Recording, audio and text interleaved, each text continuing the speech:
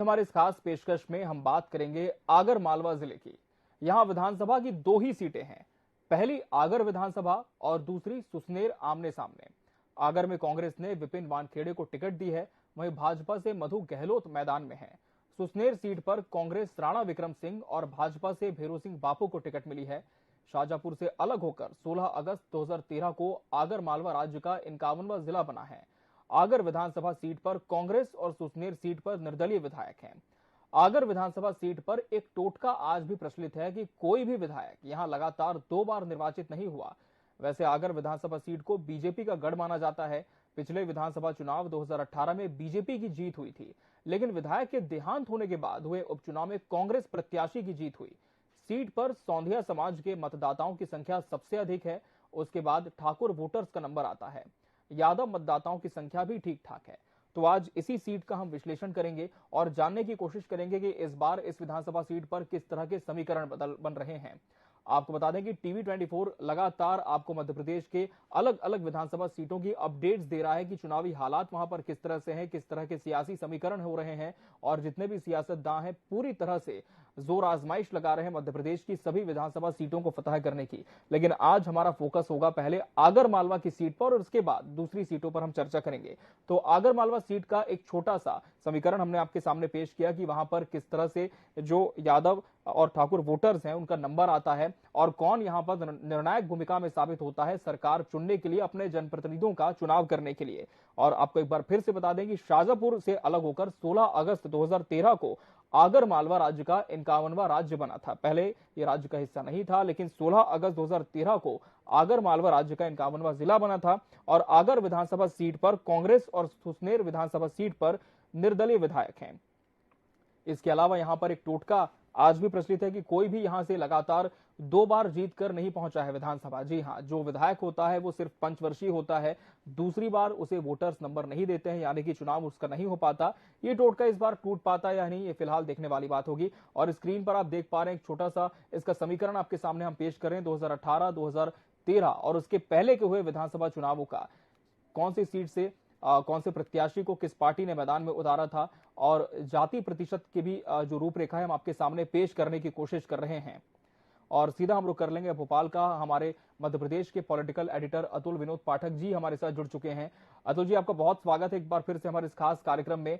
आज अतुल जी हम आगर मालवा विधानसभा सीट का विश्लेषण कर रहे हैं। आपसे समझना चाहेंगे कि वर्तमान में इस विधानसभा सीट पर किस तरह के समीकरण देखने को मिल रहे हैं और इसकी पृष्ठभूमि क्या रही है। जी अतुल जी। देखिए, दोनों सीट जी की से और इसके डेटा देखिए तो बहुत दिलचस्प यहाँ के चुनाव परिणाम रहे हैं और दोनों विधानसभा सीटों पर इस बार दिग्गज अपना भाग्य आजमा रहे हैं। मैं दोनों सीटों की बात कर लेता हूँ। पहले हम चलते हैं आगर विधानसभा। आगर विधानसभा सीट की बात करें तो यहाँ पर एक टोटका प्रचलित है कि यहाँ जो भी व्यक्ति एक बार विधायक बन जाता है वो दूसरी बार विधानसभा का चुनाव नहीं जीतता। तो पार्टियां इस टोटके का पालन भी करती हैं और दूसरी बार उस प्रत्याशी को टिकट नहीं देती, उस विधायक को टिकट नहीं देती। कांग्रेस ने इस बार ऐसा नहीं किया, लेकिन ये डर जरूर बना रहता है कि वर्तमान विधायक फिर से लड़ रहा है तो वो जीतेगा नहीं। 2018 के चुनावों में आगर विधानसभा में जो था वो कांग्रेस बीजेपी की जीत हुई थी, लेकिन विधायक का देहांत हो गया। उसके बाद उपचुनाव में कांग्रेस के विपिन वानखेड़े जीते। 2014 में गोपाल परमार बीजेपी के, 2013 में बीजेपी से मनोहर ऊंटवाल भी इस वक्त इस दुनिया में नहीं है। 2008 में बीजेपी से लालजी राम मालवीय, 2003 में बीजेपी से रेखा रत्नाकर। और इससे पहले देखिए 1998 को छोड़ दें तो उससे पहले लगातार 93, 90, 85, 80 बीजेपी जीतती रही। 1977 में भी भारतीय जनता पार्टी जीती और 1972 में कांग्रेस जीती। यानी इन 1972 से लेकर 2020 तक यदि हम देखें तो इन 50 सालों में बीजेपी लगातार जीती, कांग्रेस सिर्फ 2 बार जीती। तो ये बीजेपी का एक गढ़ माना जा सकता है। सुसनेर विधानसभा सीट की यदि हम बात कर लें, सुसनेर विधानसभा सीट जो है वो संतरे की खेती और मिठास के लिए प्रसिद्ध है। इस सीट की हम बात करें तो यहाँ पर जो मैं डेटा देख पा रहा हूँ, 1998 में कांग्रेस ने यहाँ जीत दर्ज नहीं की। 2018 में निर्दलीय विक्रम सिंह राणा चुनाव मैदान में उतरे, जिन्हें बीजेपी ने अब अपना प्रत्याशी बनाया है। 2013 में बीजेपी जीती, 8 में बीजेपी जीती, 3 में बीजेपी जीती, 98 में कांग्रेस, 93 में कांग्रेस, 90 में बीजेपी, 85 में बीजेपी, 80 में कांग्रेस, 77 और 72 में जेएनपी और बीजेएस जीती। यानी ये सीट थोड़ी सी प्रयोगवादी सीट है, ये किसी का गढ़ नहीं कहा जा सकता, लेकिन बीजेपी को जरूर लगातार इस सीट पर सफलता मिली है। ये 2 विधानसभा सीट वाला ये जिला है जो काफी इंटरेस्टिंग है।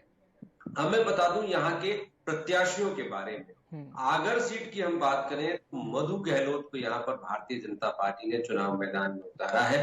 मधु गहलोत 18 साल से आगर में सक्रिय हैं। कांग्रेस प्रत्याशी के तौर पर 2013 में चुनाव लड़े थे, लेकिन बीजेपी में शामिल हो गए। हारने के बाद बीजेपी में शामिल होने के बाद लगातार बीजेपी में सक्रिय रहे, असंतोष को हावी नहीं होने दिया। इसी वजह से बीजेपी ने इन्हें अपना प्रत्याशी बनाया। विपिन वानखेड़े की बात करें, युवा राजनीति में सक्रिय रहे, इंदौर से इन्होंने एजुकेशन में प्रवेश लिया और इसके बाद ये 2020 में उपचुनाव में विधायक बने। एक बार फिर कांग्रेस ने इन्हें अपना उम्मीदवार बनाया। राणा विक्रम सिंह की बात करें, राणा विक्रम सिंह 2018 में निर्दलीय चुनाव लड़कर जीते थे, बाद में बीजेपी में शामिल हो गए और अब बीजेपी ने इनको टिकट दिया है। पारिवारिक पृष्ठभूमि इनकी पॉलिटिकल है। इनके पिता नटवर सिंह कांग्रेस से विधायक रहे। भेरू सिंह बापू को सुसनेर से कांग्रेस ने अपना उम्मीदवार बनाया है। ये 2001 से 2005 तक एनएसयूआई के उपाध्यक्ष रहे, 2005 से 2010 तक कांग्रेस कमेटी के सदस्य रहे और इन सुसनेर से इनके बेटे के हारने के बाद अब कांग्रेस ने इन्हें खुद टिकट दिया है। तो ये दोनों सीटों की मैंने स्थिति आपको बताई। जी अतुल जी, आप जुड़े रहेंगे हमारे साथ। इस समय हमारे साथ हमारे सहयोगी भी जुड़ चुके हैं, उनका भी हम रुख करेंगे और जानने की कोशिश करेंगे कि आखिर इस बार इस जिले में इन दोनों विधानसभाओं की जो वोटर्स हैं वो किन मुद्दों पर मतदान करने जा रहे हैं। और सीधा रुख कर लेंगे हमारे सहयोगी चैतन्य का। चैतन्य हमारे साथ जुड़ चुके हैं। चैतन्य ग्राउंड जीरो पर हैं और लगातार इन दोनों विधानसभाओं का कवरेज भी आप कर रहे हैं। क्या देख पा रहे हैं इस बार, किन समीकरणों के आधार पर यहाँ का जो मतदाता है वो अपने मताधिकार का प्रयोग करने जाएगा? जी अमित जी नमस्कार। मैं आपको बताना चाहता हूँ जी, हम लोग आगर विधानसभा में मौजूद हैं जी, और यहाँ पर हमारे साथ कांग्रेस और बीजेपी दोनों के ही लोग खड़े हैं और आम जनता भी मौजूद है।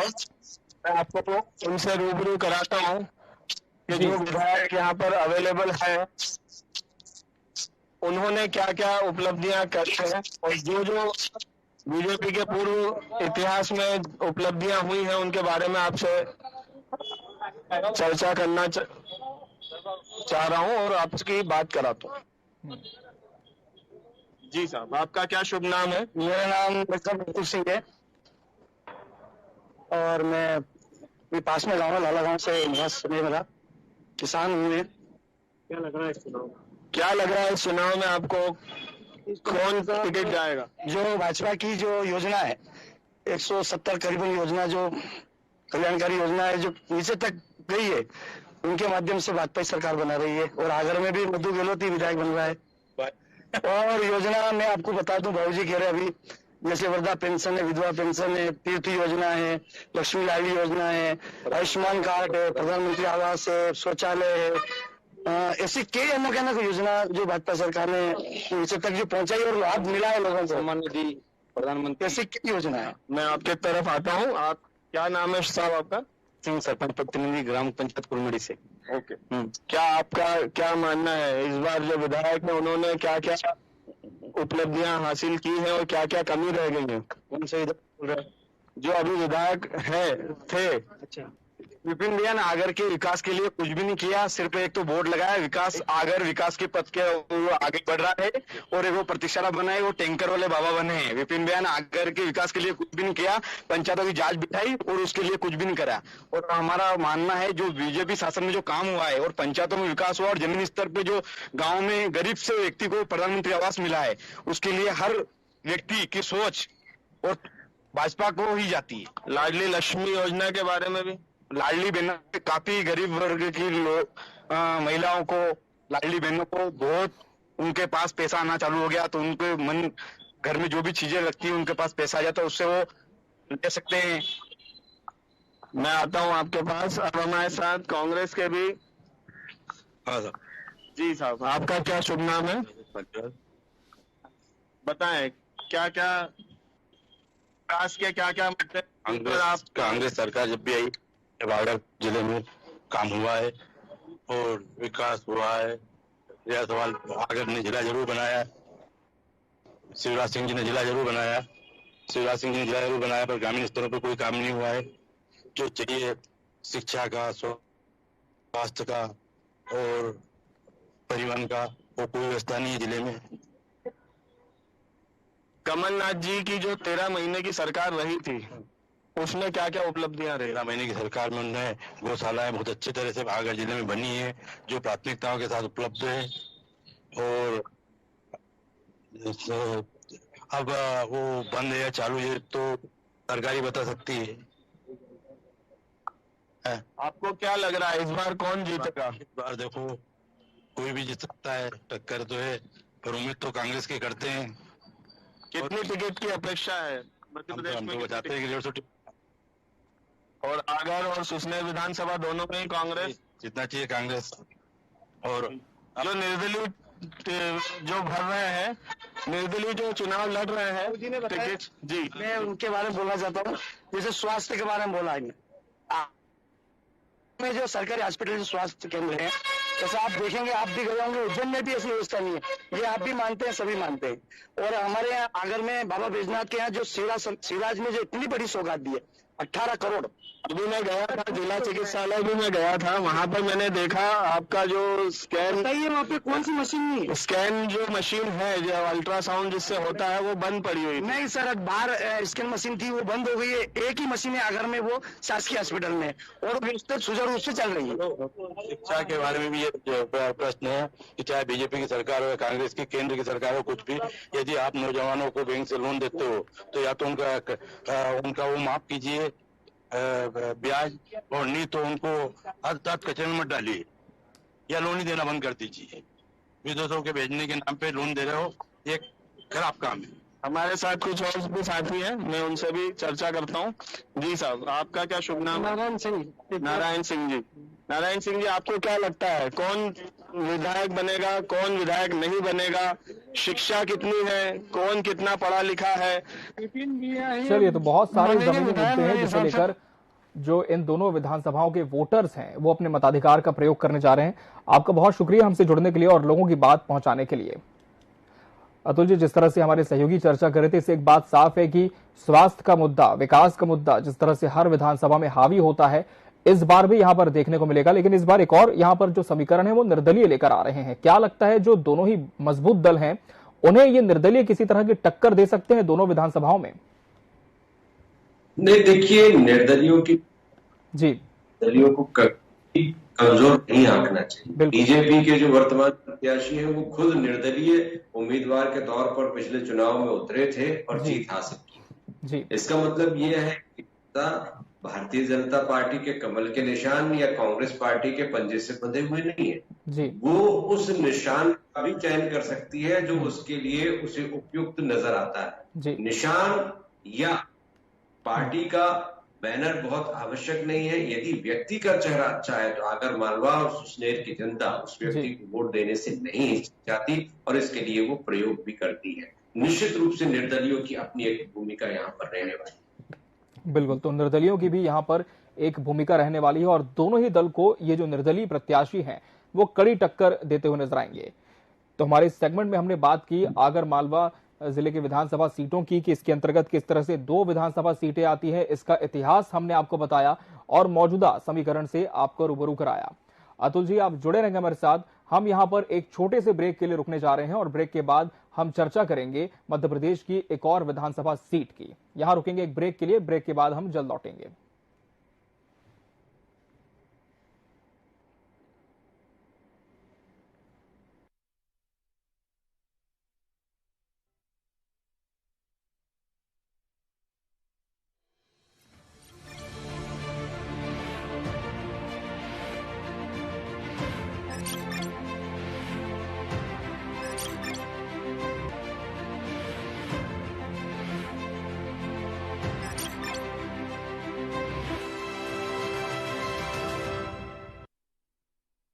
जया है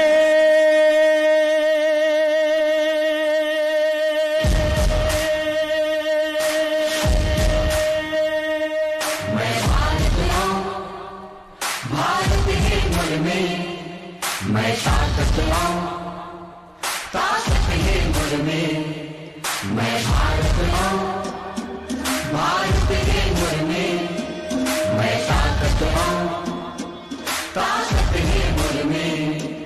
हम भारत के नतमस्तक हैं, हम योद्धा के हस्तक हैं, हम भारत भाग्य विधाता हैं, हम भारत के मतदाता हैं। मतदान मतदान में दे राजा को हमन, भारत बन, भारत बन। भाग्य उर्जामा लगे है भारत, लोकतंत्र ले सजे है भारत। सबले बड़े ये तिहार हमारे है, यही कर्तव्य अधिकार हमारे है। मतदान मतदान में दे राजा को हमन, भारत बन, भारत बन। जया है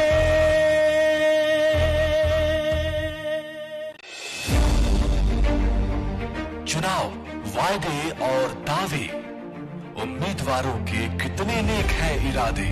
वादे होते हैं, दावे होते हैं, बयानबाजी होती है, आखिर इन सबके मायने क्या है?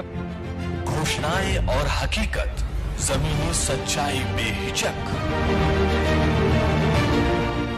कितने वादे किए गए, आश्वासन दिया गया, कितने काम हुए, आखिर जनता को चाहिए क्या? भोपाल की जहां तक बात करें, बेसिक चीजों से मतदाता जूझ रहा है। मतदाताओं की नब्ज पर हाथ, टीवी 24 पर तथ्यों और सच के साथ, हर पहलू पर पूरी बात। बड़े दल भी हमेशा से ये रहा है कि वो बहुत ज्यादा सिर्फ चुनाव के समय ही आदिवासियों को ज्यादा साधने की कोशिश करते थे। जो बस्तर के मुद्दे हैं वो हमारे उत्तर छत्तीसगढ़ और मध्य छत्तीसगढ़ से काफी अलग है। प्रतिदिन मध्य प्रदेश और छत्तीसगढ़ की हर एक विधानसभा पर आपके साथ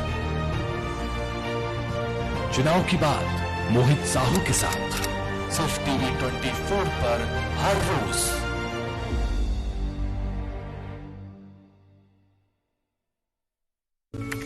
मध्य प्रदेश और छत्तीसगढ़ का विश्वसनीय और तेजी से उभरता हुआ चैनल टीवी 24 अब देखिए टाटा प्ले के चैनल नंबर 1166 पर। वो शाम पुरानी ढल चुकी, अब नए सूरज से दरकार है।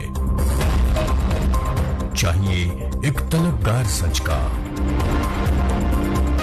अरसे से सुना पड़ा बाजार है। कहीं रुदन है, कहीं घुटन है, हर कदम है संग्राम यहां। जो इन तूफानों में ठहर सके वही विश्वास का हकदार है। देखते रहिए टीवी 24 मोहित साहू के साथ।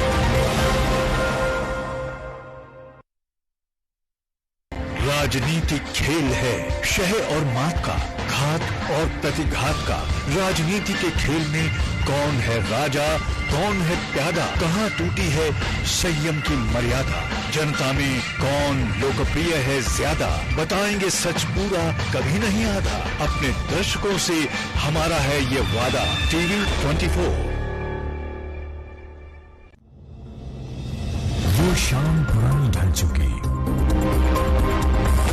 अब नए सूरज से दरकार है। चाहिए एक तलबगार सच का, अरसे से सुना पड़ा बाजार है। कहीं रुदन है, कहीं घुटन है, हर कदम है संग्राम यहां। जो इन तूफानों में ठहर सके वही विश्वास का हकदार है। देखते रहिए टीवी 24 मोहित साहू के साथ।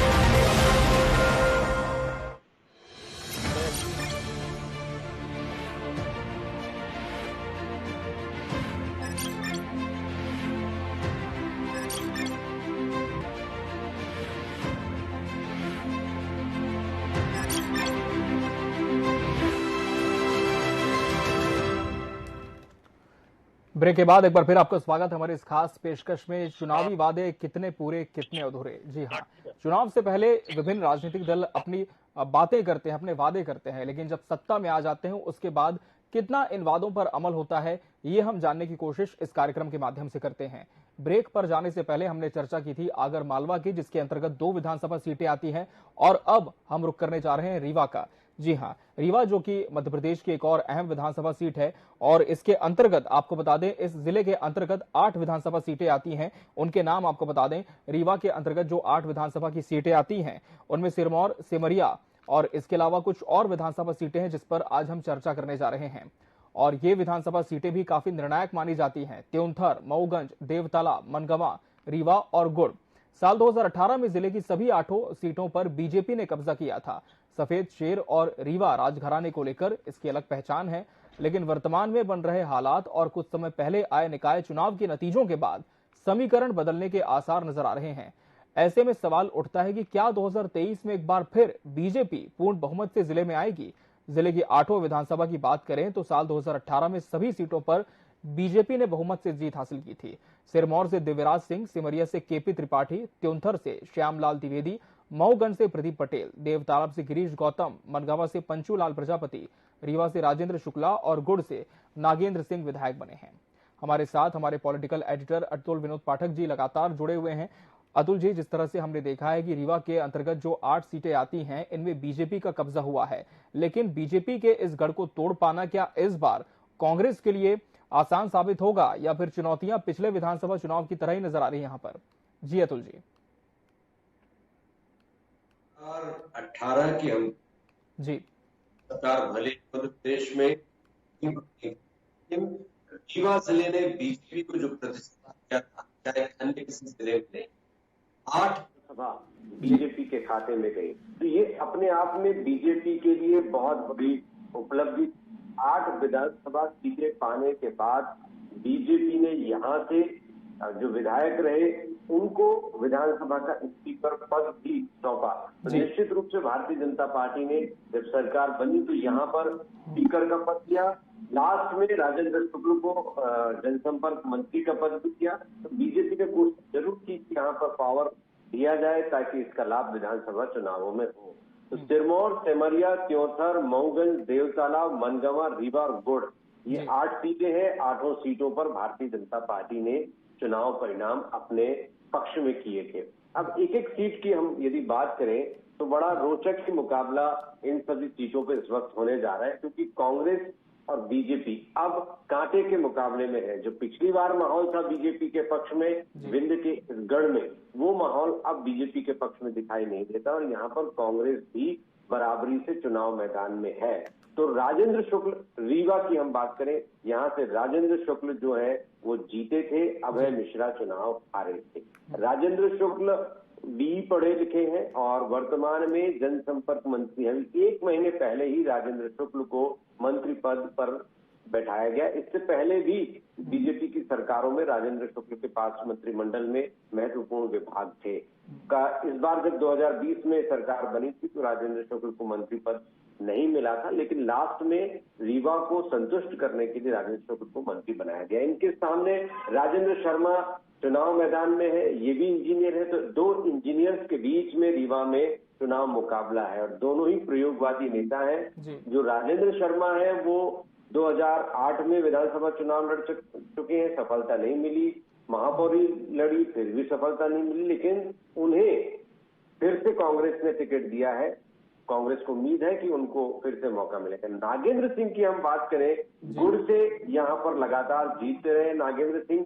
78 ईयर, बीजेपी में एक एज बार हुआ करता है कि 75 पार नए लोगों को मौका देना चाहिए, लेकिन 78 ईयर के नागेंद्र सिंह को फिर गुड़ से मौका दिया है, क्योंकि वो लगातार जीतते रहे हैं, अपराजय योद्धा बनकर निकले हैं। कांग्रेस ने कपिध्वज सिंह को 48 साल के युवा को मौका दिया है। इनके सामने युवा ही माने जाएंगे। समाजवादी छोड़कर कांग्रेस में आए थे और 2018 के चुनाव में दूसरे नंबर पर रहे थे। मनगवा सीट की यदि हम बात करें, मनगवा सीट पर नरेंद्र प्रजापति चुनाव मैदान में है। नरेंद्र प्रजापति 44 ईयर एज के हैं, ये बी पढ़े लिखे हैं और इन्हें बीजेपी ने नया मौका दिया है, क्योंकि यहाँ के जो विधायक है पंचूलाल प्रजापति बीजेपी के, उनको मौका न देकर बीजेपी ने नए और युवा चेहरा को मौका दिया है, अपने सिटिंग एमएलए का टिकट काटा है। बीजेपी के सामने बबीता साकेत 42 ईयर की हैं, कांग्रेस से चुनाव मैदान पर हैं, ग्रेजुएट हैं और जिला पंचायत की अध्यक्ष रह चुकी हैं। राजनीति की शुरुआत इन्होंने बहुजन समाज पार्टी से की। कमलनाथ इन्हें पार्टी में लेकर आए थे और पिछले चुनाव में इन्होंने बीजेपी के कैंडिडेट को बहुत अच्छी टक्कर दी थी, इसी वजह से इन्हें कांग्रेस ने मौका दिया है। त्योथर सीट की बात करें, रीवा की, यहाँ पर सिद्धार्थ तिवारी बीजेपी की तरफ से चुनाव मैदान में है। यहाँ के श्यामलाल द्विवेदी सिटिंग एमएलए का बीजेपी ने टिकट काट दिया है और कांग्रेस से बीजेपी में आए सिद्धार्थ तिवारी को मौका दिया है। सिद्धार्थ तिवारी कांग्रेस के एमएलए रहे, सुंदरलाल तिवारी के बेटे हैं। सुंदरलाल तिवारी का हाल ही में कुछ समय पहले देहांत हो गया था।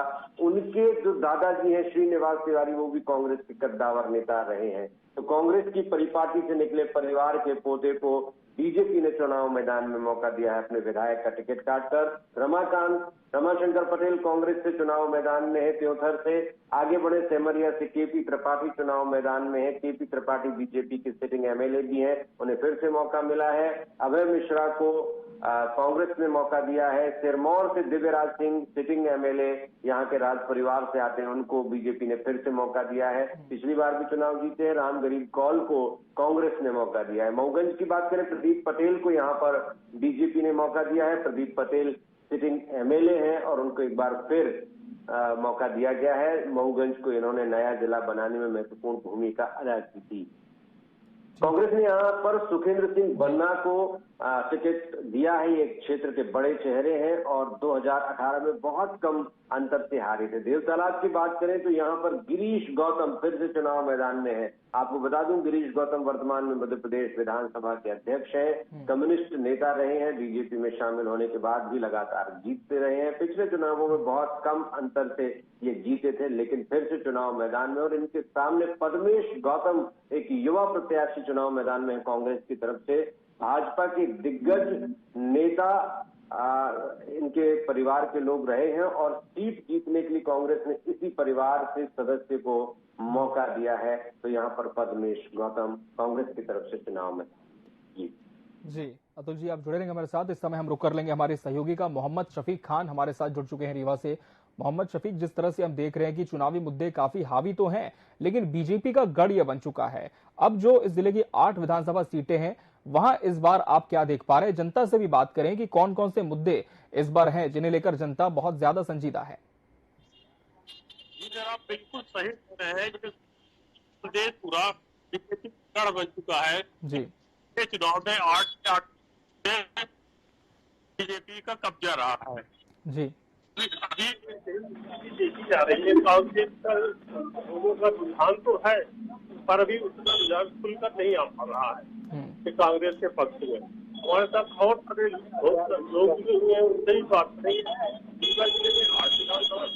ठीक है, और इस सब मौजूद है प्रॉपर रीवा की 10 सीट पे मेन बाजार सिल्की चौराहा पे जी जी जी। मोहम्मद शफीक, बिल्कुल आप लोगों से बातचीत भी करें और जाने कि इतने ये जो पूरा कार्यकाल था बीजेपी का, ये पूरे 5 साल का जो कार्यकाल था, क्या इसमें जो तमाम विकास के दावे थे, जो चुनावी वादे थे, वो पूरे हो पाए या फिर ये चुनावी वादे अब भी अधूरे हैं?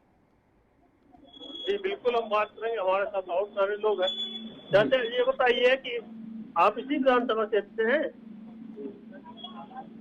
राजेंद्र शुक्ला जी इतने दिन से विधायक हैं, आपको विकास दिख रहा है रीवा में? किस तरह का हुआ? नहीं, क्या हुआ? तेज से बोलिए ना। कुछ होता नहीं है। क्या हुआ?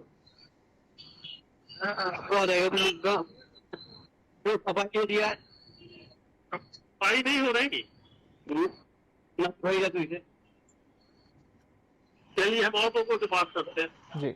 आप पता है कि इस तरह का विकास देखिए विकास स्पष्ट नहीं होता। डेवलपमेंट वो चाहिए जैसे अगर हम 3-4 हो जाते लोगों को रोजगार मिलता, तो जो रोजगार की लड़कों की दिक्कत है, सबसे बड़ी ये समस्या। दूसरी महंगाई, यहाँ पर सरकार ये कह रही है कि गवर्नमेंट की महंगाई है और बेरोजगारी नहीं, ये बहुत बड़ा मुद्दा है। इस बार आप किसकी सरकार देख रहे हैं? चाह रहे हैं कि कांग्रेस की सरकार बने, जिससे कि बच्चों को रोजगार और कुछ फैक्ट्रियां लगे, जिससे कि लोगों को रोजगार मिल सके, अपने प्रदेश के लोगों को, अपने के लोगों में। ये बहुत जरूरी है। लेकिन और लोग हमारे साथ हैं, उनसे हम बात करते हैं। आप बताइए कि राजेंद्र शुक्ला जी 20 सालों से विधायक है, उनके विकास को आप किस तरह से देख रहे हैं? और मैं कुछ कहना चाहता हूँ, पर जो पार्टी हमारे रोजगार, शिक्षा और स्वास्थ्य की बात करेगी हमारे को नहीं, विकास कहते हैं रीवा में बहुत विकास हुआ, आप भी विकास देख पा रहे हैं? क्या आप लोग ये बताइए कि राजेंद्र शुक्ला जी इतने दिन से विधायक है, 20 सालों से, उनका कैसा विधायक सिर्फ राजेंद्र शुक्ला ये करते हैं, रोड बनवाते हैं और विकास के नाम में भ्रष्टाचार के अलावा कोई अच्छा काम नहीं करते। हर वार्डों में देखिए तो गड्ढा, नाली पाइप लाइन डलाते हैं, फिर उसको पाइप डलाने के बाद खुदवाते हैं। बेरोजगारी यहाँ इतनी है जो किसी गरीब को, ठेले वाले को भी, हमारे सभी भाई पढ़े लिखे हैं व्यक्ति, BSc फाइनल करे, कोई तो वहाँ न नौकरी न चाकरी कोई नहीं मिलता। इसमें रीवा के विकास के लिए सुंदरिया के अलावा कोई नहीं, पूरे रीवा शहर की बस विकास उनको दिखता, सुंदरिया बालकाड़ी न बाढ़ में पानी की सुविधाएं हैं, हर बाढ़ में देखे पानी नहीं, किसी बाढ़ में पानी विकास नहीं है। और राजेंद्र शुक्ला जी बताते हैं हमारे शहर के हम बहुत अच्छा विकास करते हैं। चलिए ये बताइए कि रीवा में इस बार किसकी सरकार? कांग्रेस की सरकार बनेगी। कांग्रेस की सरकार बनेगी प्रदेश में। रीवा से कौन जीत रहा है इस बार? राजेंद्र शर्मा जी जीत रहे हैं। अच्छा, आप भी कुछ बोलेंगे? हाँ बोलेंगे सर। हाँ बताइए क्या? हम से बीजेपी में, ठीक है, हम बीजेपी से, हम 14 साल बीजेपी से, हम बीजेपी से सर, ठीक है। हम इसका काम देख के बोले पट्टी तुम्हारी बच जाएगी, जब पट्टी गए तब सब इस्तीफा देखे हम कांग्रेस आ गए। आज पहुंच गए 4 साल से, 28 है बांट के कई साल। ये गलत पार्टी है सर, हम लोग को कितनी भयानक खत्म कर दी। लेकिन हमारी सरकार भी रही, हमारा विधायक भी रहा, हमारा सांसद भी रहा साथ सर, फिर भी पब्लिक की स्थिति। चलिए और भी लोग हैं, सही बात है। ये बताइए कि इस बार आप किस तरह की सरकार चाह रहे हैं और रीवा में किसको तरह का? जी, हम इस तरह सरकार चाह रहे हैं जो महंगाई को कम कर सके, बेरोजगार और रोजगार दे सके, रोजगारों को रोजगार दे सके, महंगाई कम कर सके और विकास का कार्य कर सके। हम ऐसी सरकार चाहते हैं, ना कि हम ऐसी सरकार चाहते हैं कि रतहरा से लेके और रेलवे स्टेशन तक पिछले 20 वर्षों से विकास हो रहा है जो खत्म होने का नाम ही नहीं ले रहा। इस तरह का हमको विकास नहीं चाहिए कि जो पिछले 20 वर्षों से रेलवे मोड़ से लेकर रतहरा तक रोड बन गई और आज तक बन ही नहीं पाई। पता नहीं वो हवा में चली गई या कहाँ चली गई। तो आप देख रहे हैं रीवा के लोगों के लिए इस तरह का अलग अलग ओपिनियन अपना रख रहे हैं। हमारे साथ और भी सारे लोग हैं जिनसे हम बात कर लेते हैं। चलिए और आप आइए, नेताजी आ गए। तो आप तो पार्टी से बिलोंग करते हैं? बिलोंग करते तो है यार, इंसान है, पर आपको हम बता दें इस बार मध्य प्रदेश में कांग्रेस की सरकार बन रही है। और ये हम इसलिए कहते हैं कि कमलनाथ की सरकार 15 महीने की आई थी, उसने जो निराश्रित पेंशन था 300 उसको 600 किया, जो कन्या विवाह योजना थी 25,000 उसको 51,000 किया, 100 यूनिट बिजली माफ, 200 में हाफ माफ। हम इस तरह चाहते हैं कि इस तरह की कांग्रेस की सरकार बने। ये भारतीय जनता पार्टी झूठी सरकार है, झूठा वादा देती है।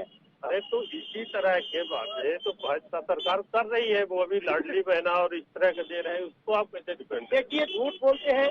हमारे कमलनाथ जी ने संकल्पित किया है कि हम 1,500 रुपए देंगे महिलाओं को, जैसे हमारी सरकार बनेगी 1,500 रुपए देंगे, 500 रुपए के गैस देंगे। ये भारतीय जनता पार्टी झूठी। आप रीवा के देख लीजिए, रीवा में कुछ विकास नहीं हुआ, केवल फ्लाईओवर के अलावा पूरा घोघर, बिटिया, तरहटी, चिकान, दरन नगर, इधर कोई विकास, कोई काम नहीं। आप खुद लगे हैं, आज चल के देख सकते हैं, कोई विकास। इसलिए हम चाहते हैं कांग्रेस सरकार बने। सब समाज का उसमें उत्थान होता है।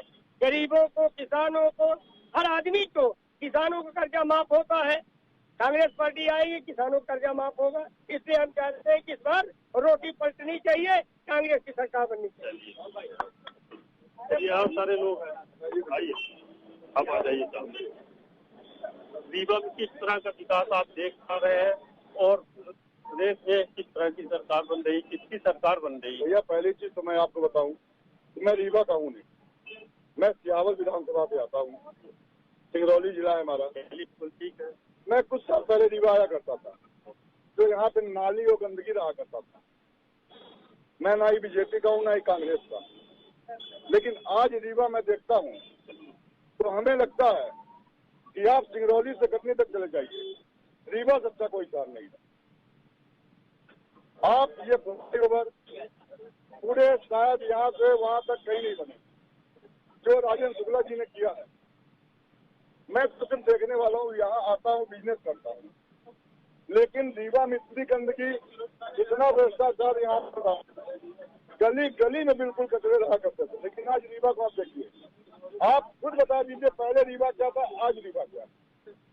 ठीक है, सिंगरौली हावल विधानसभा बहुत दूर नहीं है, कमलेश्वर पटेल जी वहाँ से चुनाव लड़ रहे हैं, तो सबका अपना अपना नजरिया है। हमारे बहुत सारे लोग हैं बात करने के लिए, उनसे बात करते हैं। वक्तव्य पे क्या कहना चाह रहे हैं आप? आपके वक्तव्य पे हम आपको बता दें कि पिछले 20 सालों से बीजेपी की सरकार है, कांग्रेस सत्ता विहीन है मध्य प्रदेश से, ठीक है, लेकिन आप 20 सालों में रीवा का विकास न देखिए, आप पूरे प्रदेश के विकास की बात करें। आप पूरे प्रदेश की विकास की बात करें तो सीधी से सिंगरौली तक अगर कोई महिला प्रेग्नेंट है तो वो रास्ते पे ही डिलीवरी हो जाएगी उसकी, सड़कें नहीं है वहाँ पे, धूल है। आप ये क्यों बोल रहे हैं? 20 साल में कहाँ गई थी भाजपा की सरकार? सड़कें नहीं बना सकती, 8 घंटे लगते हैं। की सरकार थी, ये तो लोग अपने तरह के लोग बताइए कि रीवा विकास आप किस तरह से देख पा रहे हैं? आप अगर आपको आकलन करना हो तो कैसे करेंगे? विकास जो हुआ है वो यहाँ पे भारतीय जनता पार्टी की सरकार और भारतीय जनता पार्टी के विधायक और मंत्री रहे हैं, और विकास अगर हुआ है तो सिर्फ भारतीय जनता पार्टी के लोगों का विकास हुआ है, न रीवा की जनता का विकास हुआ है, न रीवा की सड़कों का विकास हुआ है, न रीवा के गरीबों का विकास हुआ है। विकास अगर हुआ है तो सिर्फ भारतीय जनता पार्टी के नेताओं का और उनसे जुड़े उन जो बिल्डर है और उनके लोगों का विकास हुआ है। सही कह रहे हैं भैया, बिल्कुल सही कह रहे हैं, क्योंकि विकास के नाम पर यहाँ भ्रष्टाचार हुआ है। आपके सामने ये हॉस्पिटल है जो उसकी ऊपर की छत हमेशा गिरती है, अचानक गिरती है, और ये जो रोड है कंक्रीट रोड बनी है उसके ऊपर डामरीकरण किया जा रहा है। यानी क्या है भ्रष्टाचार? इनका जो विकास है केवल कुछ चंद चौराहे में है, और आज भी गली मोहल्ले के लोग परेशान हैं। नाली है ना रोड, सुपर स्पेशलिटी, सभी रोडों का जाल, फ्लाई ओवर, ये अब विकास आपको विकास क्यों नहीं लगते? हम कहते हैं हम मोहल्ले में रहते हैं, हम फ्लाई ओवर में क्या करेंगे? हमारे मोहल्ले में हमें पानी नहीं मिल रहा है, सड़क नहीं मिल रही है, तो हम उसकी बात करेंगे ना। आपको याद होगा क्या करें? विकास की परिभाषा क्या है? विकास क्या है? आपके लिए मोहल्ले में रहना विकास है, आम पब्लिक के लिए रोड में चलना विकास है, स्ट्रीट लाइट देखना विकास है, वो विकास है। तो सबसे पहले यहाँ पे विकास की परिभाषा होनी चाहिए। विकास आप किसको मानते हैं? हमारे लिए मोटरसाइकिल विकास है कि हम मोटरसाइकिल खरीद लिए तो हम खुश हैं, किसी के लिए 4 व्हीलर विकास है। तो निचले तबका को यदि आप घर दे रहे हैं, घर में रह रहे हैं, पानी के रहा है जिनके पास, गरीबों के पास, गाँवों में देखिए, आज रीवा से मंगवा जाइए, मऊगंज जाइए, 2 घंटे 1.5 घंटे में आप नेशनल हाईवे से कवर कर रहे हैं। सड़क, नाली, पानी और बिजली बेसिक रिक्वायरमेंट्स जो होनी चाहिए जनता के लिए, तो फुलफिल हो रही है पूरी तरीके से। किसी को मैं विकास मानता हूँ। आदिवासी है, हाँ बोले, आप क्या कहना चाहते हैं? मेरा नाम अमित कुमार कोल है, मैं आदिवासी समाज से आता हूँ। सबसे पहले मैं ये बता देना चाहता था, बीजेपी के शासन था दिल्ली में तो आदिवासी के ऊपर विश्वास किया गया। उसके बाद देखिए कमलनाथ सरकार ने एक समान सीट से राम गरीब आदिवासी को प्रतिनिधित्व का मौका दिया, उसके लिए मैं बहुत बहुत आभार करना चाहता हूँ। बीजेपी के लोग आदिवासियों मूर्ति पे माला चढ़ाने का काम तो बहुत जोर से किए, कभी प्रतिनिधित्व का मौका नहीं दिए, लेकिन कमलनाथ जी को मैं बहुत बहुत धन्यवाद करना चाहता हूँ। उन्होंने आदिवासी समाज को प्रतिनिधित्व का मौका समान सीट से 70 सालों में किया।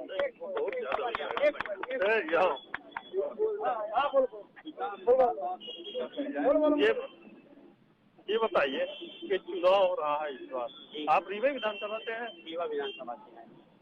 इस बार किसकी सरकार बनवा रहे हैं? इस बार कमलनाथ की सरकार बन रही है और पूर्ण बहुमत से